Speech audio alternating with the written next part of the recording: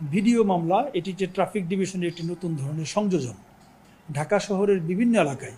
আমাদের ট্রাফিক পুলিশেরা কিন্তু সকাল থেকে রাত পর্যন্ত তারা কাজ করে যাচ্ছে, নিরবিচ্ছিন্নভাবে নিরলসভাবে তারা কাজ করে যাচ্ছে, আন্তরিকতার সঙ্গে আমাদের সদস্যরা কাজ করে যাচ্ছে। সেই কাজ করতে গিয়ে অনেক সময় দেখা যাচ্ছে ঢাকা শহরের যে ব্যস্ত সকল সড়কগুলি কিন্তু ব্যস্ত, কারণ ঢাকা একটি ছোট্ট শহর, এটি ডেন্সলি পপুলেটেড একটি সিটি।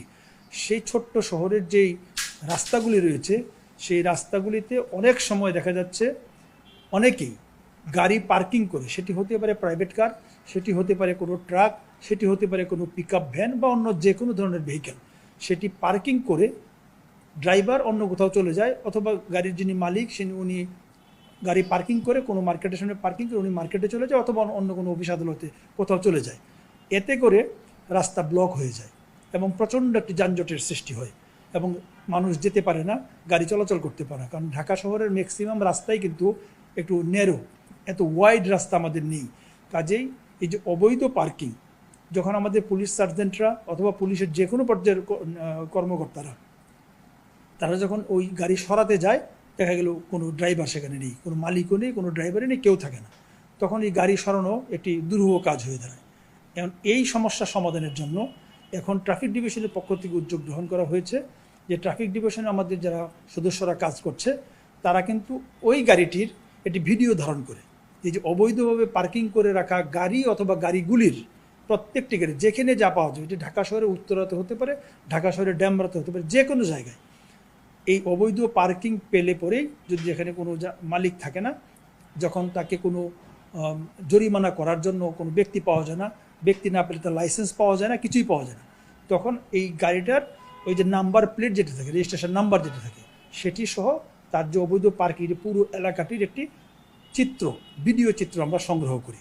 এবং এই ভিডিও চিত্র সংগ্রহ করার পর গাড়ির যে নাম্বারটি রয়েছে সেই গাড়ির রেজিস্ট্রেশন নাম্বারটি দিয়ে আমরা কিন্তু বিআরটি এর সঙ্গে আমাদের ট্রাফিক ডিভিশনের লিঙ্ক রয়েছে। সো বিআরটি এর সঙ্গে আমরা যোগাযোগ করে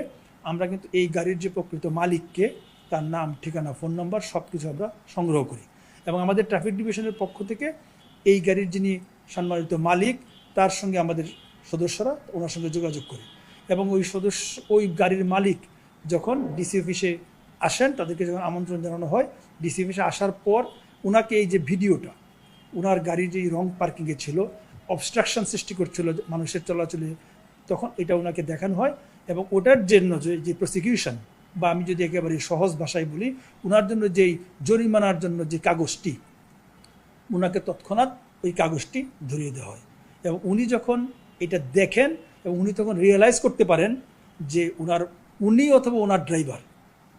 রাস্তায় কিভাবে অবস্ট্রাকশন সৃষ্টি করেছে এবং এটি সম্পূর্ণ আইন বহির্ভূত। উনি এটি রিয়েলাইজ করার পর উনি কিন্তু এই যে যখন প্রসিকিউশনের কাগজটা যখন উনি হাতে পায়, এটা আমাদের ট্রাফিক ডিভিশনের যখন উনি এই যে যেই সরকারিভাবে যেই জরিমানা, সেই জরিমানার টাকাটা যখন উনি জমা দেয়, তখন এই মামলাটা ডিসমিস করে দেওয়া হয়। এই প্রক্রিয়াটি ঢাকা শহরে এখন চলমান রয়েছে, যেন কেউ অবৈধভাবে পার্কিং করে মানুষের এবং যানবাহনের স্বাভাবিক চলাচলকে ব্যাহত করতে না পারে, অবস্ট্রাকশন সৃষ্টি করতে না পারে। এই প্রক্রিয়াটি আমরা চালু করেছি আমাদের ট্রাফিক ডিভিশন, এবং এটি ভালো ফল পাওয়া যাচ্ছে। আমরা আশা করছি এর মধ্য দিয়ে মানুষের মধ্যে সচেতনতা সৃষ্টি হবে এবং মানুষ এই যে অবৈধ পার্কিং করা, এই অবৈধ পার্কিং করা থেকে বিরত থাকবে, এবং অন্যান্য মানুষের যে স্বাভাবিক চলাচল, সেই চলাচল যেন বিঘ্ন না হয় সেই ব্যাপারে তারা সচেতন হবে।